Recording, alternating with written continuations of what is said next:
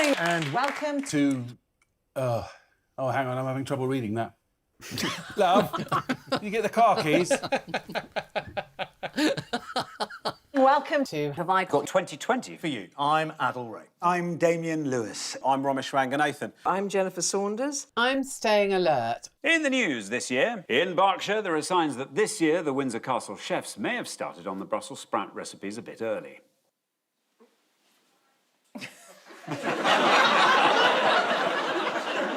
In Washington, Joe Biden heads to the streets with a clear message for the election protesters, but soon regrets not taking anyone with him.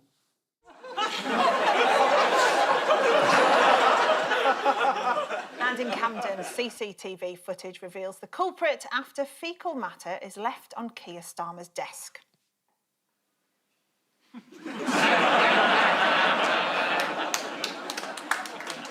Oh, there they are. Thank you very much. Yeah, thank you, audience. You should be aware that we can see you and what you're doing, and you ought to be ashamed of yourself. Third box up from the right. I'm telling your mother. I hope that isn't your mother. The start of the Great North Run, and there's the eye test. Mr. Cummings, can you see why everyone's so angry with you and think you should resign, you complete and utter fraud?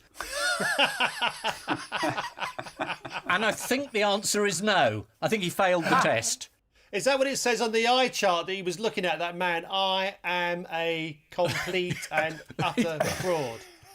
I mean, the eye test thing is marvellous. The idea that you're not sure whether you can drive back to London. So in order to test your eyesight, you put your 4-year-old in the back of the car and drive around and see if you knock over any pedestrians or maybe smack into a bollard. And that way, you'll know your eyes aren't there. This man has become the centre of the story. And I cannot understand why he hasn't resigned. That's Boris. I mean, we are an international laughing stock. So why are some people angry that he made the 260-mile journey? I know, ask Ian, he'll tell you. Ian? I haven't a clue. I mean, why are people so angry? I can't see it myself. If you can't see it, Ian, get in your car, drive to Canterbury Cathedral, that'll clear it. You feel like an idiot. I mean, I'm quite cross. I obeyed various regulations about care homes and funerals and things, and I just feel bloody irritated. I should have led, all the old people in a conga around the town and had a barbecue and got pissed. It's it just makes everyone very cross. Ian, if you're ever tempted to have a barbecue, get pissed and do the conga, do let me know, please. I'll bring my own sausages. Cummings has been inundated with job offers. What's he been asked to do? Specsavers advert? You're quite close. Turn on some Christmas lights somewhere. Where? Barnard Castle. Yes. You've been invited to switch on the Barnard Castle Christmas lights. This is the departure of Dominic Cummings from Number 10, probably the most hated man in the news last week. And let's not forget this was week when Peter Sutcliffe died. Amid claims of a macho culture at Number 10, The Sun reported female advisors are accused of leaking more than men. Well, that can happen once you've had kids. There's Donald Trump chucking out masks. This is Joe Biden.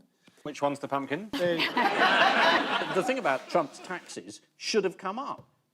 I mean, the President of the United States has paid no tax. He's paid more to a former porn actress than he has paid into the American tax system. Yeah.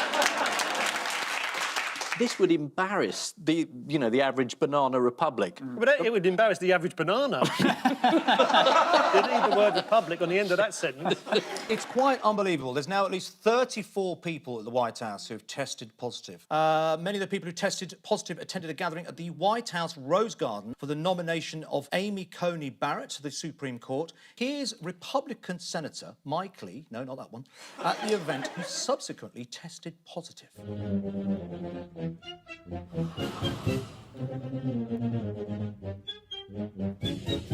We must point out that we didn't add that comedy music.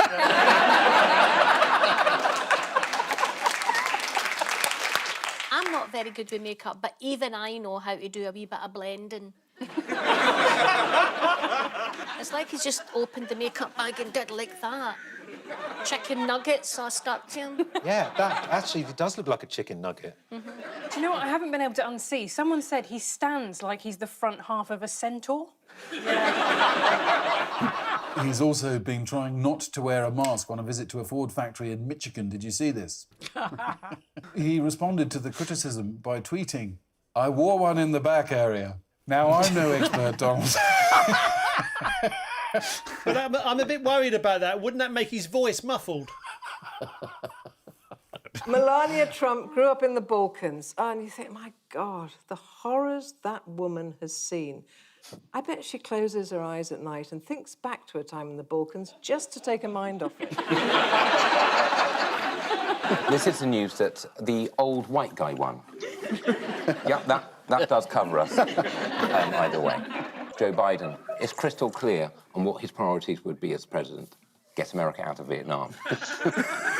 Make peace with the Confederacy and beat the Soviet Union to the moon. Have got to beat.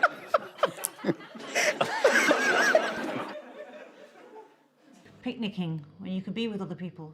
That's someone being arrested for taking his exercise. Which member of the government's frontline team has been declared an icon of the current crisis by the chief curator of the National Portrait Gallery? Oh, is it Whitty? It's Whitty, Chief Medical Officer Professor Chris Whitty. A variety of artists have been inspired by the pasty-faced panjandrum and his slightly psychotic eyes. Bit harsh. Yeah, come on. Here's a rather nice sculpture by Cornish artist Penny Lally. And then this rather alarming face by artist Wilfred Wood. Oh! It's rather evocative of 10 Rillington Place, that last one. Oh, that's very good. Oh, wow. Yes, now that is good. And just a touch flattering. Why does Sculptor just done a head of Ian? Why hasn't she picked other people in the public eye? Do you want a sculpture of your own head, Paul? Yes. Well, I mean, the phrase is be careful what you beg for. Luckily for you, Paul, it's not the only one. You see, that's brilliant. I wish I hadn't complained about the first one now. I think that's very flattering. Well, my hair's not quite that dark and I haven't got a bum on me face, but other than that, it's perfect. My cat's just walked in. What's the name of your cat, Ian? William Pitt the Younger or something like that? Reese Moggy. What is your cat called, Ian? He's called Colin. I think Ian's about to do an incredible impression of a Bond villain, if this goes the way I hope. Oh, there's Colin. Can I just say, he really isn't meant to be in here. Are you, Colin? You are meant to be over there. Don't kiss your cat. That's the advice, because I'm sorry to break this to you, Ian. Don't kiss your cat. That's the advice from a scientific study in Australia, which is trying to establish whether cat-to-human transmission of the virus is possible. So if you can't kiss your cat, what's Ian going to do on a Friday night? Well, he's going to use common sense hygiene until we know more about the virus. When you get the all clear, you can get off with it as much as you like. Shouldn't they just say, don't kiss the cat for scientific reasons, but you're not supposed to kiss your cat? No, you're meant to allow the cat to make the first move. Consent is important, even in the animal kingdom. Yes, it's etiquette. Yeah, etiquette. Mark's got exactly the right answer. It's etiquette. The cat kisses you, all bets are off. But before that, no kissing. We're keeping 6 foot apart in this house, I tell you. How has one man been helping his gerbils cope with lockdown? Has he been tying him to bungee ropes and chucking him out the window? He's actually built them an art gallery. Here it is. Oh, that's brilliant. That's a Vermeer and a Klimt and a Munch. That's Munch's The Squeak. Have you seen how Joan and Jimmy O'Shaughnessy from Southport and Merseyside have been keeping themselves fit in lockdown? Let's have a look. Everywhere's a dance floor around at the O'Shaughnessy's, and the recording process can test the patience of the other members of the family. It's very frustrating. It's just constant for a 4-hour period. But, you know, they're making people smile, so at the end of the day, you've got to leave them to it.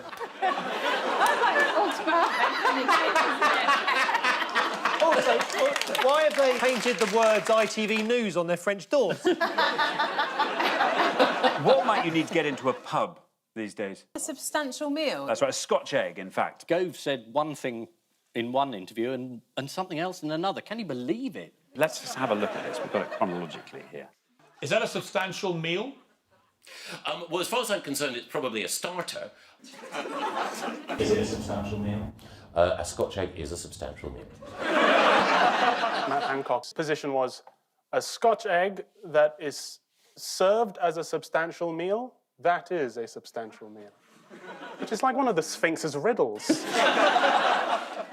Basically, if a Scotch egg self-identifies as a substantial meal, it's very progressive of him, actually. Yeah, what have they launched in Japan this week to make COVID more fun? Oh, is it a mutation of the virus?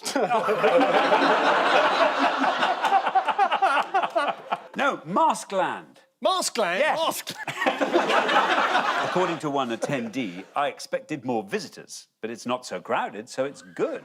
I like how the British government think that the virus will take time off like we will, like, you know, for Christmas. Yeah. Because, you know, the virus wants to spend time with his family, too. Yeah, couldn't we have Christmas just delayed? Couldn't we have it at Easter? Yeah, why not? Yeah. I mean, it might confuse some of the religious messaging going on. Might give the impression that Jesus was crucified at the age of 3 days old, but other than that... The new Christmas rules come following guidance from the Sage Committee, but until we also hear from the Onion Committee, I'm not leaving the house. There he is, banging the drum still. This is Labour have ended up found guilty of anti-Semitism, and Keir Starmer has decided now's the time to stop this surge of Corbynism. Sorry, of anti-Semitism. What was Keir Starmer's embarrassing news this week? He had a crash with a cyclist. He thought it was Jeremy Corbyn, didn't he?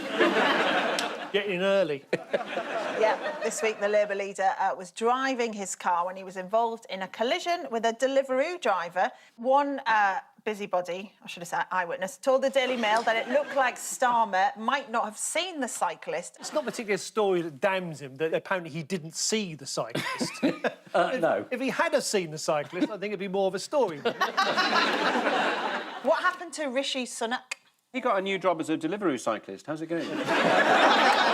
So the Labour Party put out this kind of attack ad on him in which they said he's got a really big house and he's got loads of money and he's done incredibly well and isn't he a bad person? And I was watching it thinking every Asian parent up and down this country is watching that and saying, you better be like Rishi Sunak when you grow up. I don't know why they think this is an attack ad. It's like careers advice for every Asian kid. I just remember thinking this is a really good... What does Danny Dyer think the problem is? He thinks that there aren't enough working-class people running the country and the Etonians need to get their hands off power. Yeah, let's have a look. My one rant would be that we must learn now that the people who went to Eton can't run this country, OK? They've done it, they've tried to do it, and this little small group who all went to the same school in the same class, it doesn't work. On the flip side, should there be more parts for posh people in EastEnders? Yeah. I'm happy to audition. Yeah. Doesn't have to be a straight offer, I just want to be in the room. Go on, let's have your audition. We're looking for a new pub landlord. Hi, guys, come in. Let me tell you about the philosophy of this place. Have you eaten here before? The specials are on the board. Do you have any allergies? All our stuff comes in baskets because we're arseholes. I want to come. Hey, you know. You have to be able to say, get out of my pub, though. How would you say that? Ronald, could you tell the scary people to get out of the pub? The Deliveroo cyclist was taken to hospital where it was discovered he'd broken 2 ribs, 3 pork chops and a lasagna. Thinking he might have killed the cyclist, Keir Starmer's whole career flashed before his eyes in the most boring 3 seconds in political history.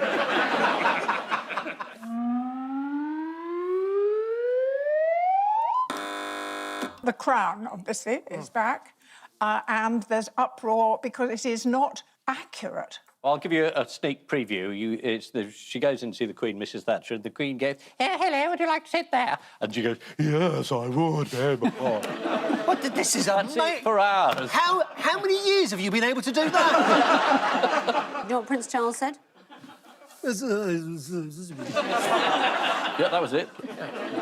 Prince Charles thought it was trolling the family on a Hollywood budget. Hey, I tell you who's had a good year. Prince Andrew. I reckon he's the only person for whom 2020 has gone to plan. Yeah. Because we've all forgotten that he said he wasn't a pedo because he's been to Pizza Express. When they get to the Prince Andrew story, the Crown's rather dubious grasp of historical facts will probably claim that he's a pizza who was at Pedo Express. This is the Netflix series that's been accused of showing the royal family in a bad light. Let's be honest, it's just a glossy soap opera full of cartoonish characters that we shouldn't take seriously. But it is good source material for The Crown. Diana's former butler, Paul Burrell, defended the series on Good Morning Britain, saying, you can't just take one thing from The Crown. Well, you didn't, did you, Paul? You loaded up half of Anne's worth.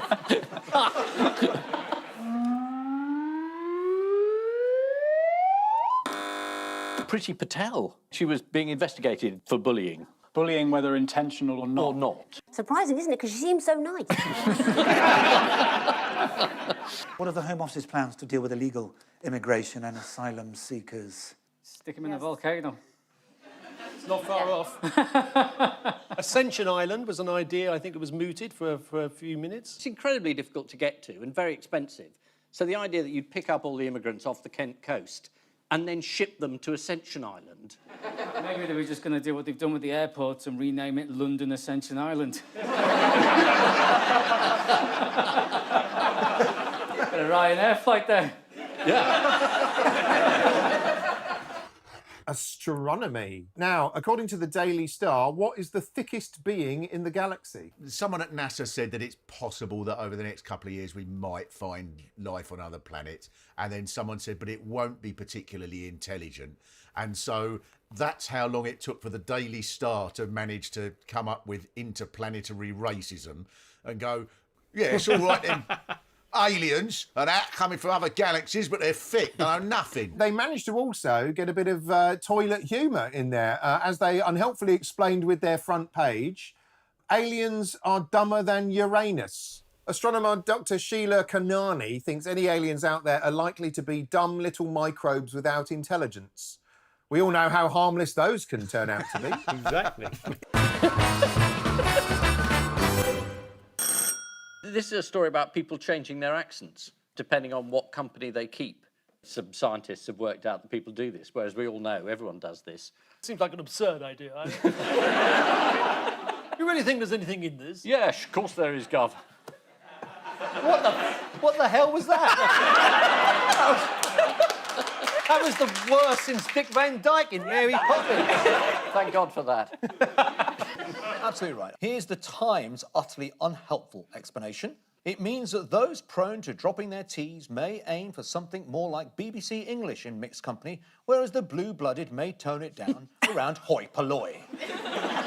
You know, amongst cabbies and workmen. BBC. Cup of tea. What is BBC English? Is it like, hello, welcome to the BBC? That's it, yes, exactly. Received English, RP. Yes. You know, Queen's English. Yeah, is she? Yeah. No, I don't know as well as you do, but I expect you've picked her up in your cab many a time. Evening, Mom. God blimey, Uranus, back to the palace, is he?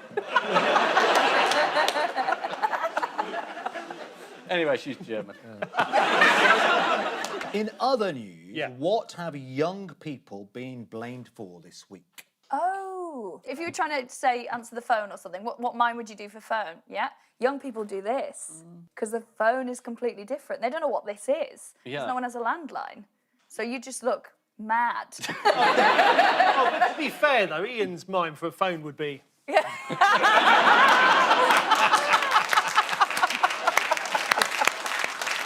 Which other hand signals are reportedly on their way out? Oh, yes.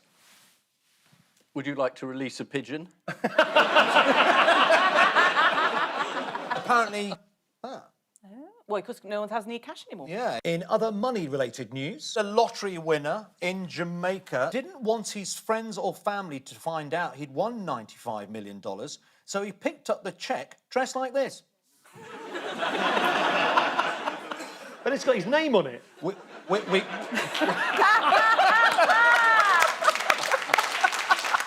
So, yeah, he came dressed as Darth Vader, but now he's got a lot of people claiming he's their father. Time now for the odd one out round. Emily Maitlis, Alan and Elaine from Wales, Matt Hancock and the Duke of Gloucester. Out of that four, Elaine's the only one who's got any teeth. Elaine and who? Did you say who is that? Alan. They broke the internet with their old telly.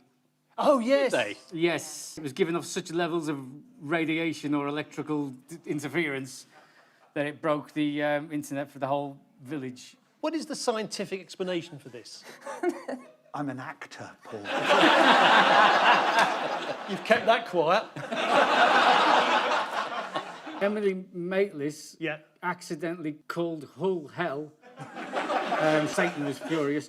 Matt Hancock got Marcus Rashford's name wrong. And it was their fault, but the pensioners, it wasn't their fault, it was the fault of their telly, so they're the odd one out. So close. They've all embarrassed themselves on TV, apart from a couple in Wales who embarrassed themselves with a TV. Alan and Elaine Rees recently discovered that every time they turned on their TV in the morning to watch Piers Morgan, it would knock out the broadband for the entire village. Where can you get a TV like that?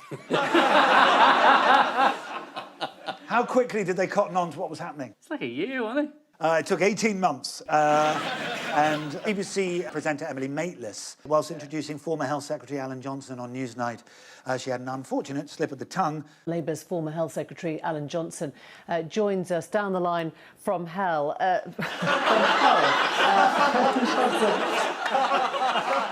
Can we get to then the Duke of Gloucester? After the government's recent handling of students, a clip from a documentary went viral. Let's have a look why. You know, there are some things that you're interested in and some that you're not, and it's slightly difficult to feign an interest.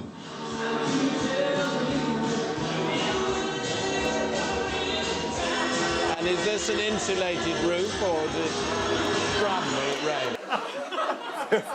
For anyone wondering about the answer to the question, it was, yes, sir, the roof is insulated. Not as much as you are from real life. And then Matt Hancock managed to publicly embarrass himself. How? I just don't know how long you've got. Yeah. It's been a very, very long year. Shall we have a look? Matt Hancock, Health Secretary, thank you for your time with us this morning. It's very good to have me on. Thank you very much.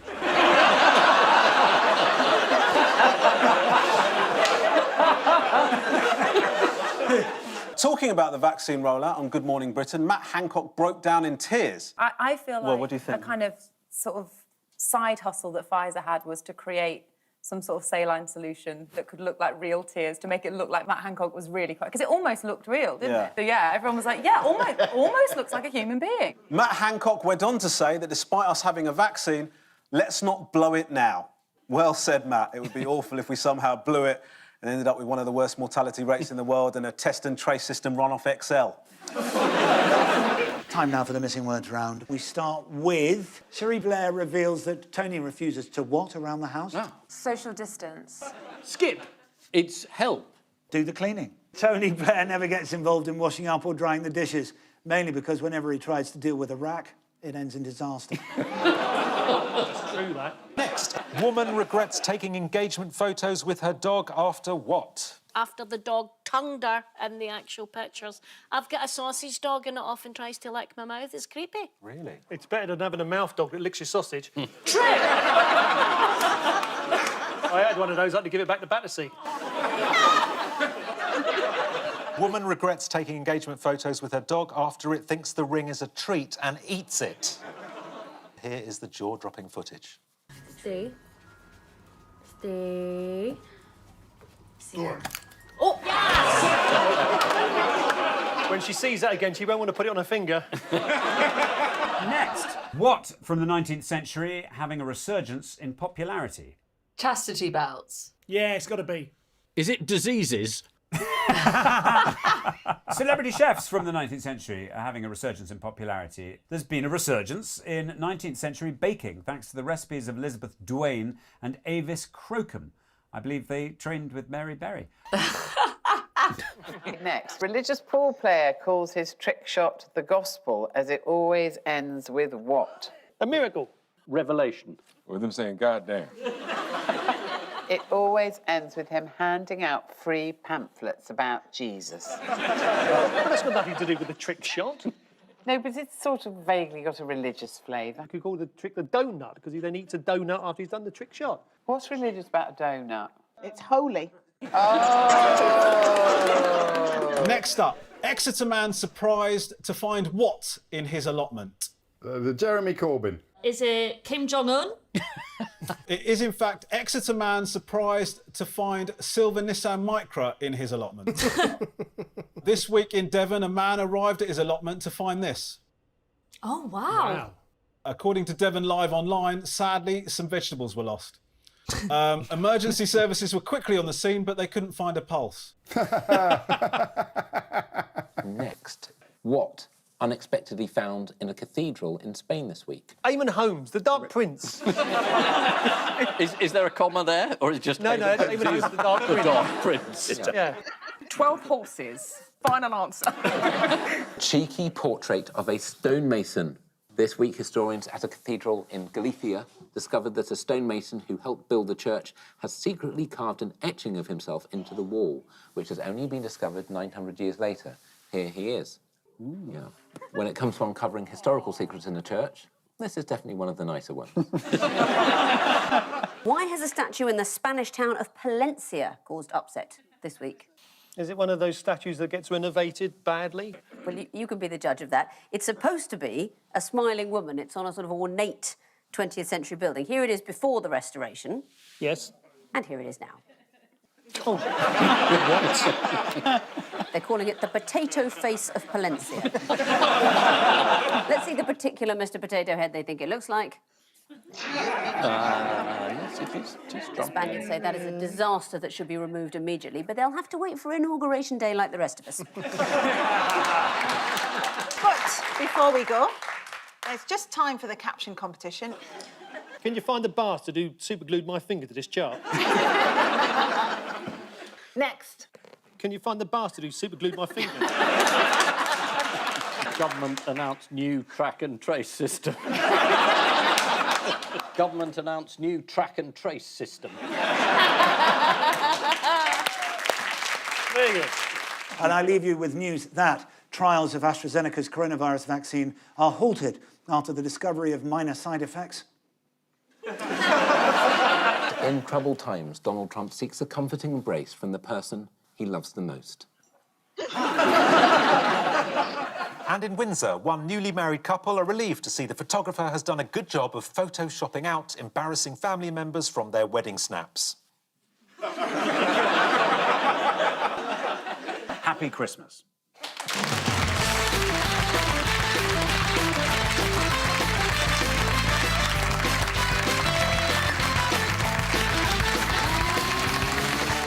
What a lineup. A whole galaxy of stars including George Clooney and Viola Davis join Graham Norton tonight at 10:45.